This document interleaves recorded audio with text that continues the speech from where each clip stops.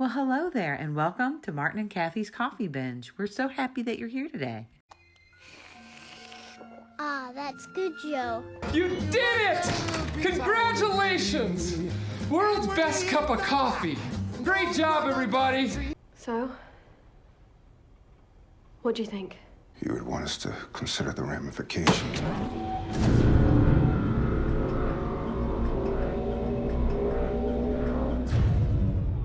Hey, guys. Why is no one talking? Oh, hey. I'm digging the hair. My arm feels different. It's fixed. Doesn't feel the same. Coulson, take it easy. Let Simmons explain. I don't feel the same. Why? Because you're an LMD. No. No. No. Was that necessary? There's no easy way to say it. A state-of-the-art life model, enhanced with advanced... Chronicom hardware. How do I know that word? Why am I... Oh. I died and I came back. Not me. I died and we said goodbye and I came back. I died again and came back. What do we do? You fix this. I don't know how. It's a lot of data flooding his mind. Coulson, I'm here. Okay, so just take a breath. Do I breathe? You are okay. You are okay. No, I'm not okay. I'm not him. I look like him. Pachakutik. May, don't! May. No, that was not your fault. It That was really not. is magical. Talbot, Tahiti, who's like us? Goodbye. Fitz! Oh, God! Simmons, do something. 2 years of information all at once. Lying. Lighthouse. Dearly beloved, we're gathered here today from processing. Coulson. A symbol that must carry on. Ghost Rider.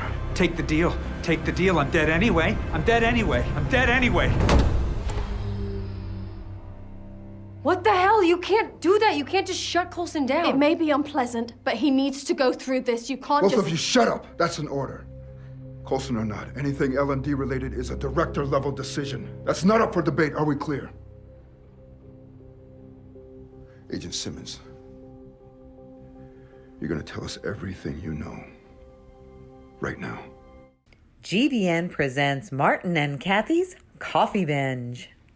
Today's binge: Marvel's Agents of S.H.I.E.L.D.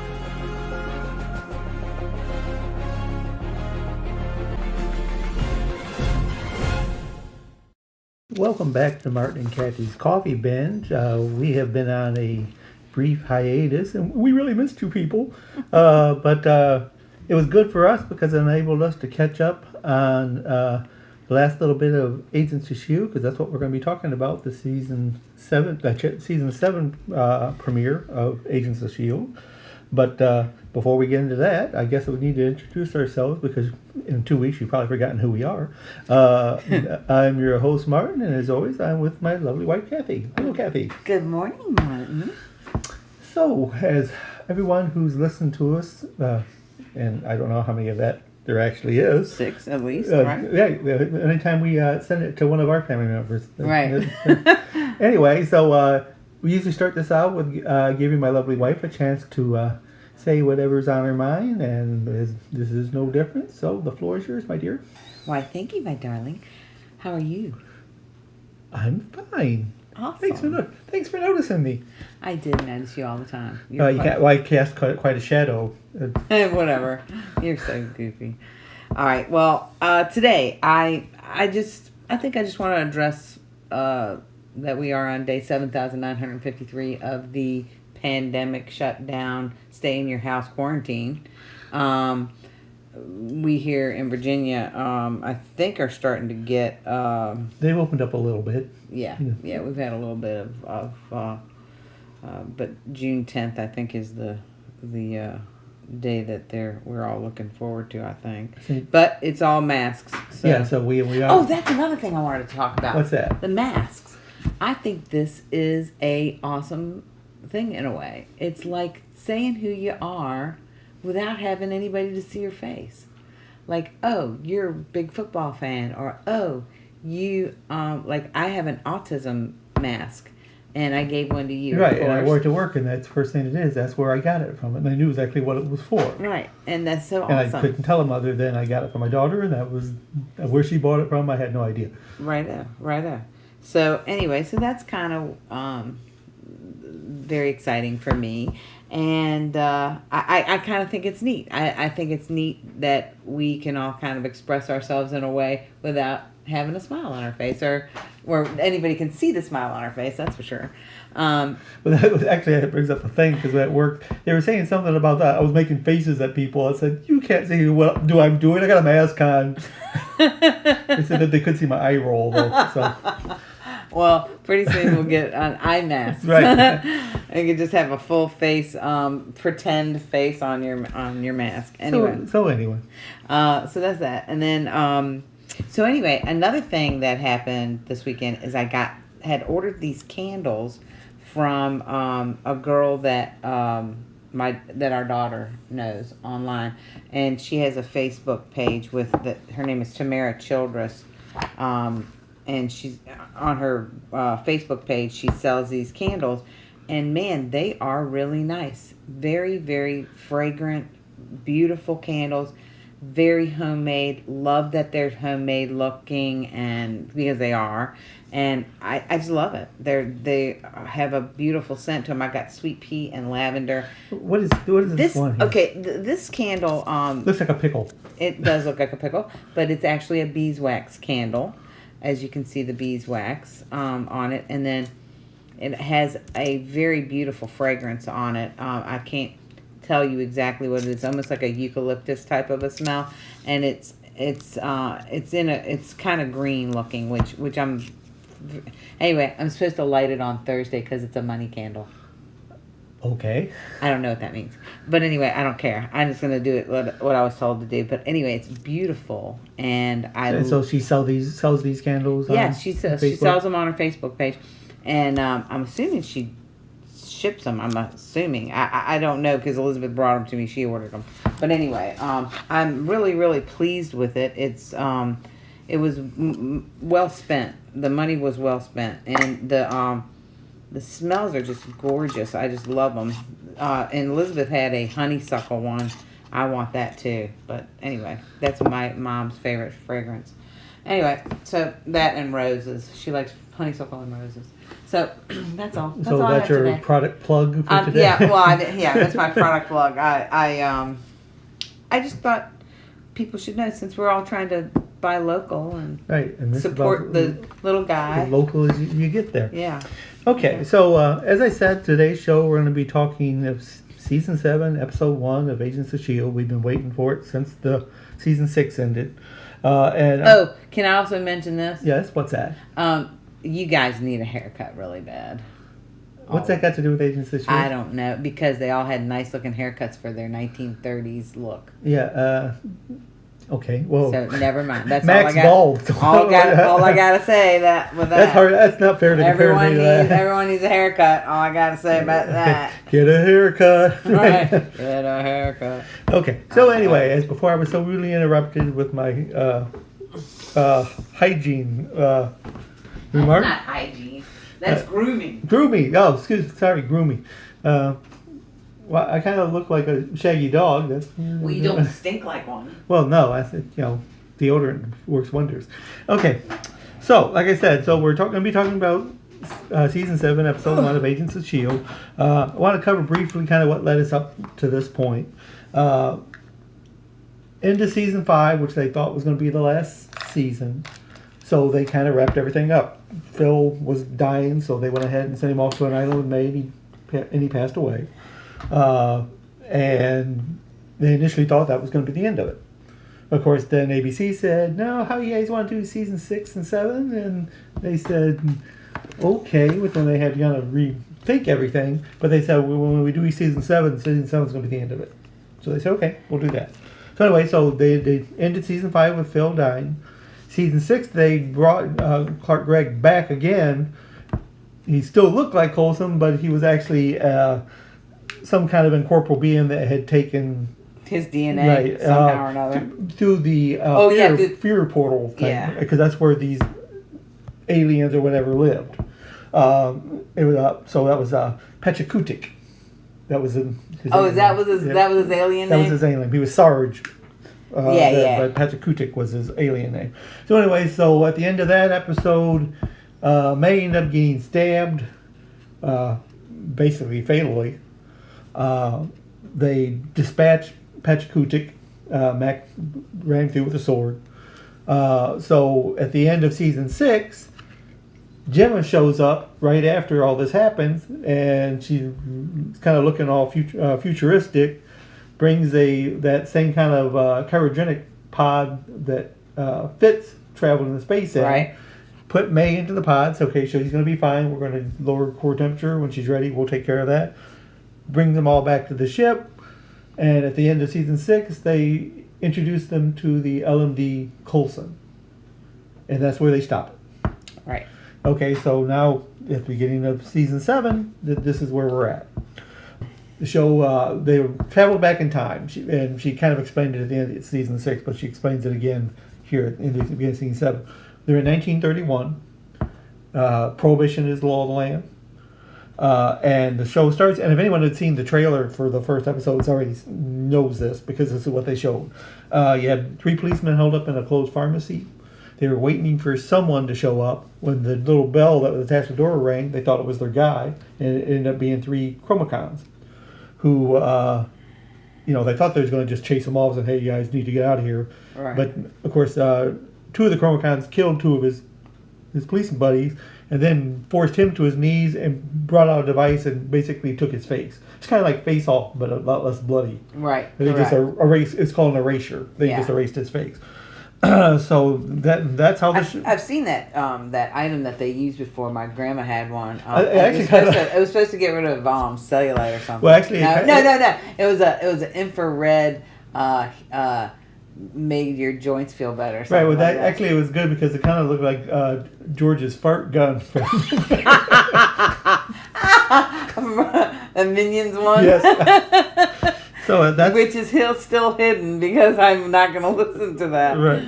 So anyway, when they go back to the Zephyr, they kind of replay. Daisy reactivates the Coulson LMD, and he starts out where he's he doesn't know what's going on. He's saying, "Hey, hi guys," but it's when he starts thinking about all that's happened because they've had to actually input these memories into it. Right. So and it's all coalescing at once. So he's struggling, and of course, apparently, Gemma knew it was going to happen, but she wasn't prepared for it to quite be so traumatic for Coulson.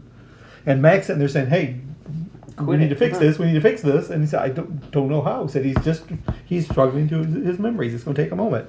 So Mac shuts him down, and of course, Daisy gets a little upset. Hey, you can't be shutting Coulson down like that. He said, "No, this is a director level thing when it deals to LMDs. Shut up." I said, "There's no argument there." So then he asks Jim, "Okay, tell me exactly what all has gone on since we last saw you." So she tells him, "Okay, so the Chronicons have decided they want to make Earth their new home, but they know that S.H.I.E.L.D. is in the way. So what they want to do is go back in the past, eliminate..." Okay, wait a minute. This is what I was going to ask you. Okay. All right. I think I missed this part of the show. Which is? How did the Chromacons get the ability to... I know how. They got the ability to travel through time when Fitz and... They were originally scanning Fitz, and again, this is in... Fitz and Gemma to see if they had the knowledge right, to this do was it. in season 6, right? See if they had the knowledge, which is also what gave them all the knowledge of what S.H.I.E.L.D.'s protocols are. Right. That and the fact that they got Fury's little black box, which also contains... so anyway, so they traveled back, they decided they were going to go back in time to eliminate S.H.I.E.L.D. from ever being formed, which would eliminate them being a problem to them when they want to take over the Earth and turn it into Chronica 3. Right. I remember the original Chronica idea was they wanted to go back in time and stop their Chronica 2 from being destroyed. Right. And then they decided, no, forget that. Go ahead and take over the We're going to take universe. over. Yeah, we're going to just take over the Earth and make it our home planet. Yeah. So that's what they're planning on doing. Now, Enoch had come up with a plan to stop them, but it involves separating Gemma and Fitz, which seems to be par for the course for them. I know. It's wrong. So the whole first episode, we never do see Fitz. We know he's around somewhere, but they don't know where he's at. And they said they can't know where he's at. So anyway, so they set up this Zephyr 1 to jump through time. And what they did is they basically followed the Chronicons where they went, which was 1931 New York. Right. Okay, so they know that they're in 1931 New York. They know they want to change something. They don't know what they want to change or how they're going to change it. They don't know what the Chronicons are going to do the change, yeah. right. So they're already kind of behind the 8 ball to begin with. Now that's why Gemma and them designed the Coulson LMD, because he had a vast knowledge of S.H.I.E.L.D. history. Right. And they were kind of and of course he also had looked at a little black box. Right. So they were hoping that... Well, now between him and Mac, because Mac's looked at the... Well, Mac didn't get a chance to really look at it because the Chronicons took it. Okay. Not as much as Coulson had. Of course. True. And of course, Coulson was a history buff anyway. Right. So anyway, so that's what they kind of brought him back for. And of course, what really messed Coulson up before Mac shut him down the first time was that Daisy told him that he was an LMD. Right. And of course, all he knew is that when he was going to die and they were trying to save him, he did not want to be brought back. He said, I already did it once. To do it anymore, I feel like I'm cheating fate too much. I don't want to be brought back. Right. So, of course, when they activated him the first time, he's wondering, okay, what am I doing? I said I didn't want to be brought back. And, of course, Max shuts him down. So now that they know kind of where they're at and they need to somehow find out what the Chronicons are doing, Mac goes back and turns Coulson back on. Right. And he said, okay, you all right? He said, yeah, I'm all right. He said, but I shouldn't be here. He said, yeah, I know. He said, I didn't want this. He said, I know, and I respected it. And he said, that's because you don't like robots. Right, you don't like robots. So right. But he said, okay, Gemma thinks that you can help us, and you taught me to trust your team. So I trust her, but I want to hear it from you. Can I trust you? Right. He said, yeah, I'll do anything for the team. But if we survive this, I want to reevaluate what I'm going to do. All right. And he says, well, so am I. So that's where that. So, okay, so what we're going to do? He says, so now we need to find out, we need to stop the Chromicons before they change anything. Gemma and Enoch come in and tell him it was too late. They've already changed something. Police banned, I don't know, so I guess it was a radio at that time. I'm not sure exactly how they picked that up. Yeah. But anyway, they got the police report that 3 faceless bodies were found in a pharmacy. Okay, so Gemma leads into the new control center. Enoch is sitting in there with a big pair of headphones on, look like they came from the 60s. I used to have a pair of those. And he's talking really loud because he's got the headphones. I do that all the time. You always tell me, he said, what are you yelling at me for? I'm not yelling! Of course, he's welcoming them, old friends and new, but talking very loudly. And Jim is sitting there pointing at his headphones. And, oh, sorry for the volume. So anyway, they need to get up. They need to get onto the ground to find out where the Chronicons are going. So they tell Geek to go out and get us some clothes. They get the clothes. They tell Daisy that she's got to lose her purple streaked hair, which she was kind of disappointed about that. But he said that you can't be looking like that in the 1930s. He told Yo-Yo that she couldn't go because she was still recovering from the Shrike infection at the end of season 6. And said that Gemma needed to clear her. Anyway, so they go ahead and get dressed up and go out into the city of New York. And the first place they're heading is to wherever they found the 3 bodies, the faceless bodies. So they're walking toward the area, and of course Coulson is marveling at everything. And why wouldn't he? And I would too. So. And of course they said that mentioned something about gears. He said, I don't have gears, do I? And Max telling him, keep it down about the gears thing. We don't want to derail the future before we even get there. So anyway, then Geek is telling about his theory of time, which he called stream theory. He said, imagine time as a stream, and we're just sticks thrown into it. He said, as long as the stream's going to end up where it's going to end up, as long as we don't get together and form a dam, we can splash around a little bit and be fine. And of course, Max saying, okay, I know where this is going. you are forbidden to issue any patents while we're here. And all I'm thinking is that season 6, yeah, he took some stolen S.H.I.E.L.D. ideas and started a company with them. You do that one time and suddenly you get a reputation where you're going to do that all the time. All right. So he said, okay, so I'm not going to do that. It's fine. Anyway, so they get into the, they're getting ready to head into the pharmacy. And Deke had printed out them some lovely plastic badges that looked like they came from the bottom of a Cracker Jack box. And of course they're sitting there making fun of him about, what the heck are these things? But Coulson goes up to the police officer and shows him this plastic badge and tells him that he's from the Canadian Mounted Police. Right. And he's, okay. So what are you guys in Canada doing? What are Canadians doing out there? And of course Max said, did you find some faceless bodies? He said, well, yeah. He said, well, that happens all the time in Canada. So Daisy's trying to walk in, and of course, being the 30s, he's sitting there saying, well, what's a girl like you want to be a Mountie for?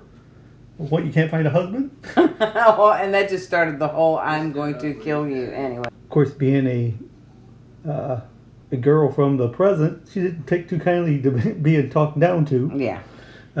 So she basically told him that, I would love to be able to hold a husband, but it would end up with broken ribs every time they gave me lip. Sounded familiar somehow, I don't know. So now I told him to stand aside before a gal like me knocks out a guy like you in front of people like these. So I'm really sorry, and steps aside. So they go into the building. They find the 3 faceless men, and they find one other person, which was actually the person the police were supposed to be meeting. And they didn't take his face, and they wondered why they didn't take his face, because there was only 3 chromacons, they didn't need his face. But he was a bootlegger. Right. At least that's what Daisy is surmising by the fact that he was carrying a bunch of booze. A bunch of booze. Okay, so Phil picks up one of the bottles, and there is a swordfish. Yes, a swordfish on the bottle. And for some reason, it brings up to him a history class he took in the academy, where they said that back in the 30s, actually take it back, it wasn't back in the 30s, but it was probably more like in the 40s and 50s, but they said that there was a safe house for the Strategic Reserve, which was before S.H.I.E.L.D., the thing that S.H.I.E.L.D. eventually became, or the Strategic Reserve is what became S.H.I.E.L.D., where it used to be a speakeasy, and the password to get into it was swordfish. Now, exactly why he thought that would still be anything to do with what they're doing, I don't know, but it was a lead. Right. So they decided that Mac and Coulson were going to go check out the swordfish lead, and they would leave Deke and Daisy to continue to work on the faceless men. So, meantime, back on the Zephyr, Daisy has stabilized, and Enoch is performing the surgery on May. Yo-Yo's watching the surgery and questioning Jim and said, you sure we can trust him? You sure he's okay? Because he is one of those chromacons, and those are the people we're supposed to be stopping. And she goes, no, said if it wasn't for Enoch, I wouldn't be here. And he said, he's fine. Then she told Yo-Yo, said, okay, the Shrike stuff that was in your bloods is being filtered out. You're going to be okay. She goes, okay, so that means I can go out. Says, yeah, but one more thing. So she opens up a case, and there is a set of humanoid-looking robotic arms. So we got these for you to put on in place of your metal ones. And she initially thinks, no, I don't want to do it. Because she's thinking that if I do that, I'm basically trying to forget what happened to me, and I don't want to forget. Right. So Jimmy tells her that a girl with robotic arms in 1931 is going to attract attention. So it's better that you wear these more normal-looking arms. Right. But she said, think about it, and you can tell me if you're ready to do that. Okay, so in the meantime, Coulson and Mac find this speakeasy.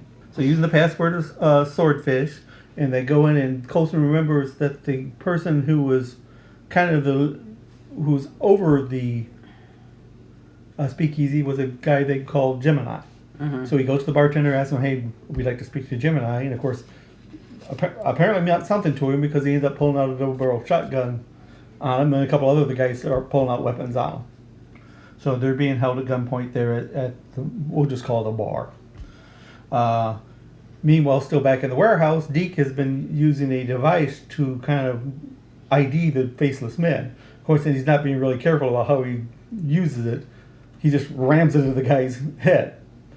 And of course, all Daisy is thinking is, man, this is taking way too long. Can't we speed this up? In the meantime, she hears a siren and another police officer is coming, and it's, unbeknownst to her, it's the Chromacons. So she goes out there thinking she's going to stall them with her plastic badge. And of course, they recognize who she is.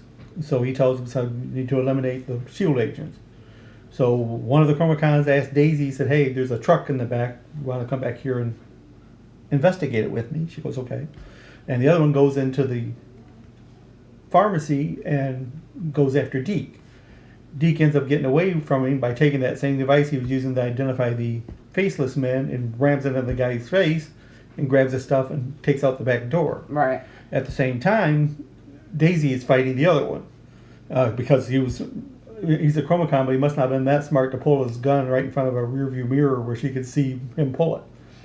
So anyway, so she's fighting him, and Deke comes out, so she basically gives him an uppercut powered by her quake powers and knocks him all the way into the back of the truck. So they go ahead and throw a blanket over him and steal the truck. And they're going to take it back to the Zephyr. Right. So, and meanwhile, back at the speakeasy, Coulson and them are saying, hey, we didn't want to cause any trouble. And the guy's saying, well, it doesn't matter because you guys are going to be dead. So, of course, Coulson thinking, dead?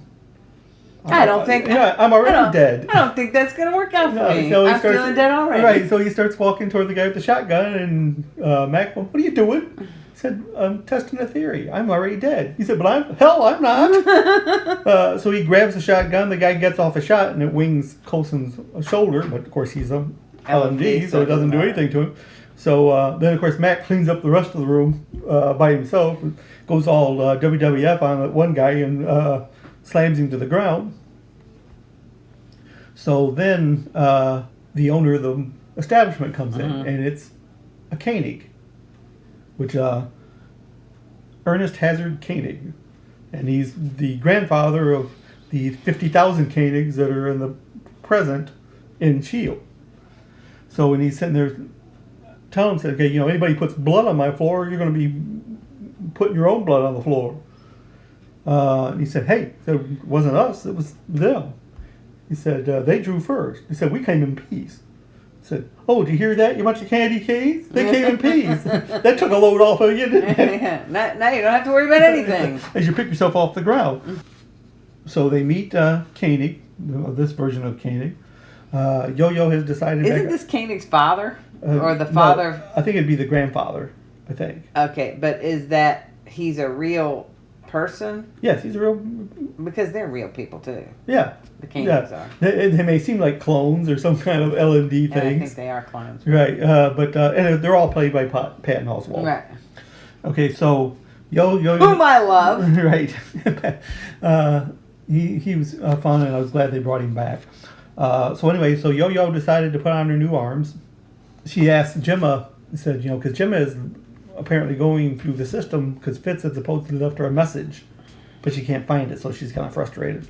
And he goes, well, are you ever going to try to contact her? She goes, no, we can't. Said, the Chromacons might be listening, so we need to keep a low profile. Right when she says that, here comes Deke and Daisy in the truck with the Chromacon in the back. And she goes, you stole a truck? And she's talking to Deke. Said, you stole a truck? This is not low profile. And he said, what are you talking about? I'm not the only one here. It was her fault too. So anyway, and of course they pull back the sheet and it looks like a police officer back there. And Yo-Yo going, you killed a cop? And he starts twitching and she can hear the gears or whatever running. He goes, no, that's Chromacon. So okay, bring him in here. We're going to secure him and we're going to get some answers from him. Back in Koenig's joint, they're asking him, said, of course he's thinking that Mac and Coulson had something to do with his guy who was delivering the liquor to the cops, why he got killed. He said, no, there's a new gang in town. And they basically tell him, and we kind of lies to him, tell him, they killed some of our guys and we want to take them out. We just want to leave things as they are. So he goes, well, okay, so I'm hosting a party. Basically he's supplying liquor to a party. That's a political party for the governor of New York tonight. And of course the governor of New York at that time is Franklin Delano Roosevelt. And they're thinking, well, maybe that's it. Franklin Delano Roosevelt is the one who started the Strategic Reserve. which eventually becomes S.H.I.E.L.D. If the Chronicons take out FDR, then there's no S.H.I.E.L.D.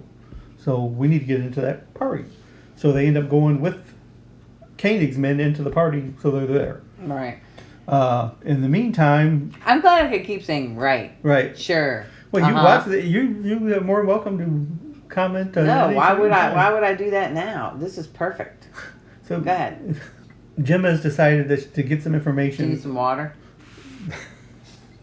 No, I'm fine. All right, Thank you. I'm done. Thank you. Go ahead.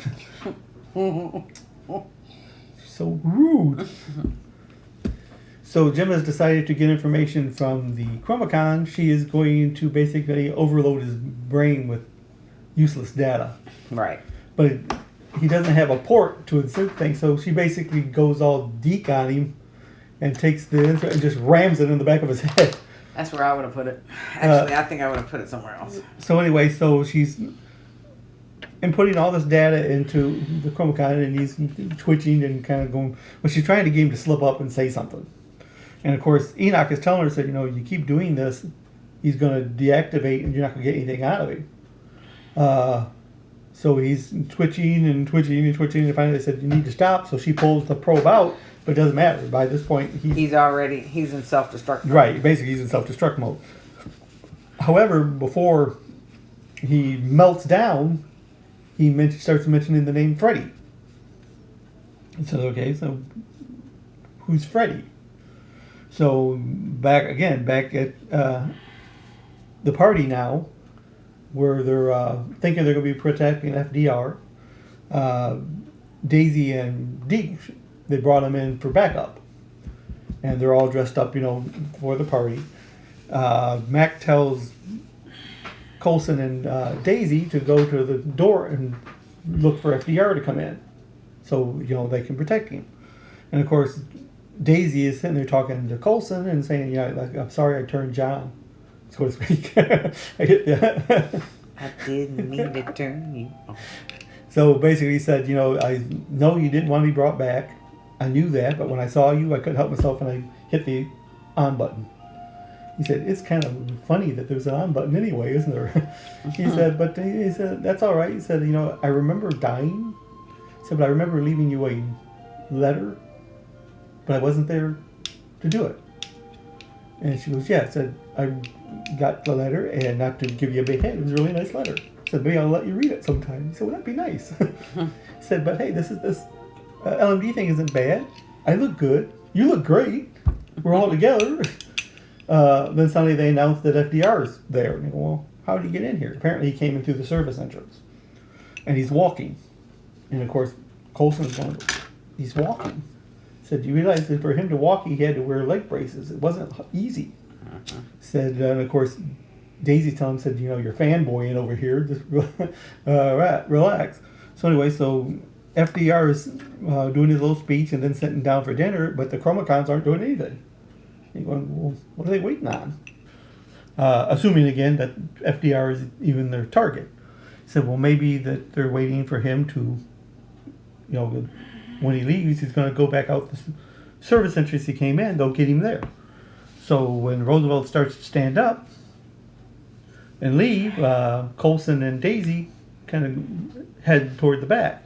And when Mac and Deke sees them going, they go after them. So they head back to the service entrance, and FDR is getting ready to sit down in his wheelchair. All right. And of course, Coulson doesn't know what's going on, so he races over, telling them to stop, and nothing's happening. So Daisy said, I'm sorry, he's a really big fan. So he said, that's good to know. You have a little too much to drink there, buddy? He said, no, I'm fine. He said, so you want to help me? So he helps him in his chair. He shakes Coulson's hand, so Coulson will never wash his synthetic hand again. And they leave. So you go, okay, then we're missing something. So right then, Jimma calls him and says, FDR is not the target, it's some guy named Freddy. And of course, Coulson and them know Freddy is the guy who works at Koenig's, but they don't know what. And in fact, he's at the Roosevelt thing behind the bar. So, but they don't know why they would want Freddy for. And for that matter, who is Freddy? Yeah, because they thought, oh, he's just some guy they hired off the street. You know, Right, that Kane hired off the street because he took him in because his family life was weird or something. Right. So anyway, in the meantime, while this is happening, a young lady dressed in a red dress comes up to see Freddy, and tells him that she's his contact, and wants to give him something that he's supposed to deliver. Now, is she a Chronicom? I don't know. We don't know what she is at this point. I don't think she's a Chronicom. The reason I say that is because she ends up getting shot and bleeding. Oh, yeah. So chances are she's not a Chronicom. We don't know, except we don't know what her story is yet. So anyway, so she comes and gives Freddy, tells Freddy to come back again to an isolated spot. And apparently the Chronicons knew where this was going to happen. So they basically said as soon as she makes the exchange to Freddy, we need to go ahead and... They call it pulling the thread. Right. So they're going to kill Freddy. So right when they shoot the girl, and she goes down, and they corner Freddy about ready to shoot them, when Daisy comes in and she blasts them into the kitchen with her powers. Right. So in the meantime, Mac and Deke grabbed Freddy and said, okay, we're taking Freddy. You guys meet us back at Koenig's. So, of course, Daisy's there fighting both of the Chronicons. Coulson checks on the woman in red, the woman wearing the red dress, and she's alive. So he goes in there and helps Daisy. Right. So he, and apparently he's still kind of getting used to what he can do, because the guy he's fighting, Coulson takes a punch at him, he holds up a frying pan, and Coulson puts his knuckle prints into it. Right. So they're looking at his fist. He's like, that is so cool. Anyway, so he ends up, speaking of the frying pan, okay, so he takes care of that guy. In the meantime, Daisy's fighting the other Chronicon, and he's got a meat cleaver. And Daisy picks up a frying pan and is warding him off with it. And all I kept thinking was Tangled, when she was using the frying pan. And Flynn Rider is going, yeah, a frying pan. Who knew? So anyway, when it looks like the Chronicons got the best of her, Coulson grabs his arm and then throws Daisy a metal bar. And she does the old baseball stance and slugs him out slugs him right out of the kitchen back into the main hall. Right. Right into a bunch of policemen who they think, hey, this is the policeman that someone got knocked out. So they race into the kitchen to get him, and there's nobody there. So Mac and Deke are with Freddy, and he's saying, Freddy, what was you supposed to be doing? He said, I don't know, I'm just supposed to be delivering this thing.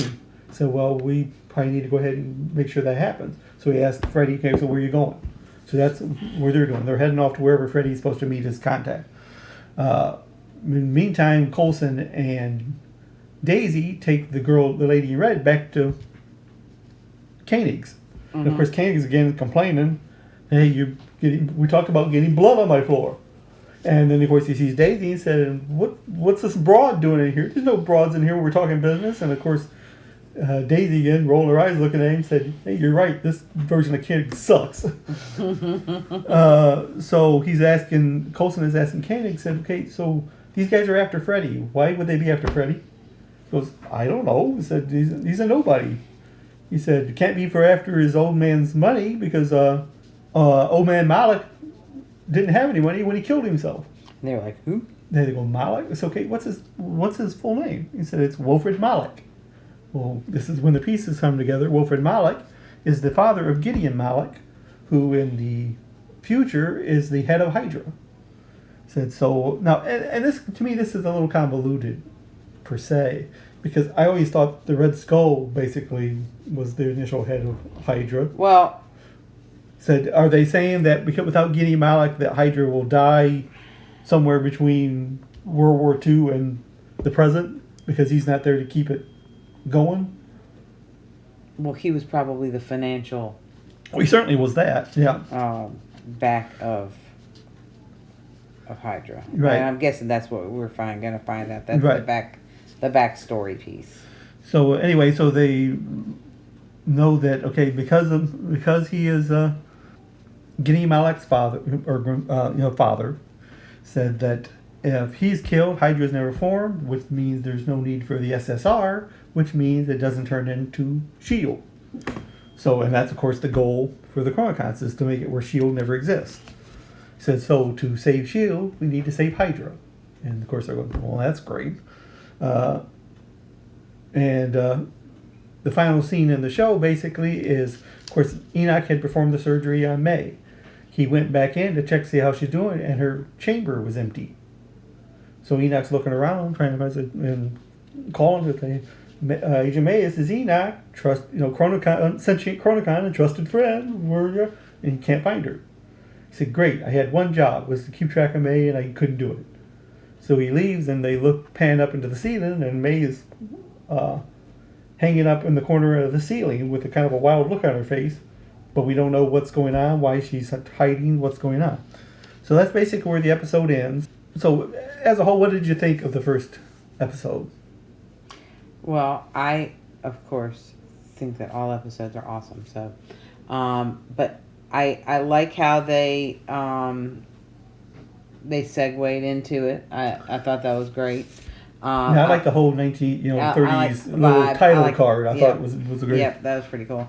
I like the fact that, of course, I like that Coulson's back as himself, so to speak. He is, even though he's an LMD, I sure do appreciate the fact that he is. Now, I'm really very interested in where Fitz is. Well, see, is he in some bunker somewhere where he's just staying safe? Yeah, so that's one of the questions, of course, we still got going. Like I said, as you said, I'm glad that Clark Gregg is back as pretty much basically Coulson, even though he's having the issues of reconciling all of his memories and everything. I also thought it was funny that when he did his little crack about the new, it'll be a new deal when he shows up, and they're all looking at him, and he's thinking, because they don't laugh, that it must be a glitch. He said, no, that's Coulson. That's what he does. That's kind of like him doing the when they told him that Mac used to be called Mac Hammer, when he was picking up the stuff in the bag. He said, "Hey, Mac Hammer, don't touch this." I thought that was funny. Right. He said that's what Coulson does. Mac learned that racism was alive and well in 1931. Yeah, he found that. Though no one ever actually got to completely say what they were going to say. Only because he stood up and showed him how big his ass was. Right, and both times, right, it was a case where they look at it and go, they're right. I think I'm just going to go ahead and skip that whole thing right now. Right, so though it wasn't enough to where he basically said, of course, he's all concerned about changing the timeline. He said, I want to make sure we make ripples, not waves. Right. He said, ripples or waves be damned. So the next 1930s person comes up there and says that he's going to deck them. And they all looked really good in 1930s. Yeah, attire. Well, that's when you dressed nicely. And we should go back to that today. The whole Save Hydra angle, I think, was kind of ruined a little bit because they already showed that in previews for it. Yeah, before the show started. Yeah, that was almost like a climax of that episode, which was not climax. Right, because we already knew about it. Yeah, so which I don't like it when they give me too many clues for the next season, for the next episode. Right, and in this case, to me, that was kind of something they should have been left out there. But nonetheless, okay, so there are questions that remain. Sure. After the first episode, which why have more episodes if you're not going to have questions? Okay, the woman in red. Who is she? Well, just like I was saying that I thought Gideon Malik's father. I thought he was a younger Howard Stark. That was what my thought was, and then I was like, well, he would have been again too young for this. Right. He would have been him and both Carter would have been like 11 or 12 years old. I said now the woman in red could be like Peggy Carter's mom. I don't know. She is of some importance. Otherwise, I wouldn't think of a reason why Coulson would have grabbed her to bring her back to the green vial of whatever it was that she gave Freddy. What's in that? I wonder if it's super soldier serum or. You remember? See, this was the thing I was going to ask you about. Remember in Captain America, the first one, where the guy from Hydra had the vial of super soldier his. serum. Oh yeah. Excuse me. Sorry, I wasn't listening to the words you were saying. I wasn't listening to the words you were saying because I had to get my thought out. Right, and again. So was the super soldier serum green or blue though? I thought it was blue. I thought it was blue too, but I mean again. It could have been the first. Right. I mean, because there were adaptation of they're it. different, and you know, because the Red Skull took a version of it. Right. That could have been it. Right. So then, of course, you know what's going on with May. Is she? Well, obviously, she's either half dead, because she had purple around her lips up there on the ceiling. Right. I'm not sure. And of course, also the fact she woke up and she's in a capsule and she doesn't really know what's going on. She don't know she's been captured by somebody. So it doesn't. I mean, I guess it's a natural reaction if you're a normal defensive person anyway, to prepare for the worst. But she does, yeah. And I'm not sure if she knew where she was. Right. Yeah. Well, she knew. Obviously, she thought she was in danger. Otherwise, she wouldn't have been hiding up in the rafters. Oh, true. So I mean, so again, like I said, I think it has more to do with the fact that she was a little confused after coming out of surgery. Also, what's her reaction going to be when she sees Phil? I mean, because unless you know he's an LMD, and the fact, of course, that you knew he died, he acts like Phil. So I don't know if she's going to shy away from him or exactly what her reaction is going to be. We'll find out, won't we? What are the chromocons? Are they singled in on Freddy, or are there other ways of getting rid of S.H.I.E.L.D. that they're like have backup plans for? Well, they've had plenty of time to figure it out. Well, they only got 11, they got 11 episodes left to figure it out. No, I mean they have control of time, so right. Well, see, which is a bad thing, right? And actually, and that's something that, and I thought I read somewhere. Somehow or another, they're going to have to go to the future and get that make that whole scene go away. That where they got that information. They haven't said it yet, but I thought I read somewhere that the Zephyr is almost like a time machine. It's a time machine, but it's also almost like on a timer, where you got to get back. Right, so long. You got to get back to it before it moves on. Now, they didn't say anything about that, so I don't know if that's true or not. But if that's the case, that puts a whole different spin on how long you got to stick around wherever you're at. The way that Gemma was talking is like, we have all the time that we right. need. Well, and that's kind of what she talked about as far as, them preparing everything. But I'll be curious to see if that is the actual case with the Zephyrs, if it's on like a timer where he said you only got so long to do what you got to do. And of course, the main question, and you already asked it, is where the heck is Fitz? And I'm going to be really upset if they go this whole thing and don't put them back together again at the end. That would be almost a quantum leap ending thing, right? Yep. I would agree with that. I hopefully that's not the case. I mean, we know that we know that they can't be together right now because it's safer that way. Because if Gemma and him are together, they're both the brains really right now. And also makes you wonder. Okay, Enoch is with Gemma. Who's with Fitz? I mean, it's not Enoch because Enoch's with. Maybe it's Enoch's Gemma. clone. Well, I mean, I guess you could create another Enoch. I would almost not be shocked if that was the case. If there was like two versions of Enoch, one with Gemma and one with Fitz. But again, I guess these are all things we'll find out in the next 11 episodes. Or is Fitz in some kind of framework right now? Trying to control what's going on. Well, no. At the end of season 6, when they showed the little thing where they were heading back into to the 1930s, I thought she talked to Fitz briefly in that little clip. Who? Gemma. Yeah, she did. So as you say, I wonder, as you say, I would hate to think they would have done that to him, putting him back in the framework kind of situation. Well, maybe they need him in the framework so that he can do what he needs to do safely. So they can hide his body somewhere in a closet, and he can be actually kind of feel free because he's in a closet, right next to the brooms and the mops. Right? Well, that's where they put Ada. there is that. Okay, so anyway, so that's episode 1 of season 7. Like I said, there's 11 episodes. Of course, Ada was an LMD, though. There's 11 episodes left of this season. And like I said, I'm looking forward to each and one, and then kind of sad when it all ends. That'll make me want them to do more, and I'm going to be sad. With Disney Plus, there's I guess you're never saying never. So anyway, next week we will talk about episode 2 of season 7. Until then, I'm Martin. And I'm Kathy. And we'll catch you next time on Martin and Kathy's Coffee Binge. Bye. Bye.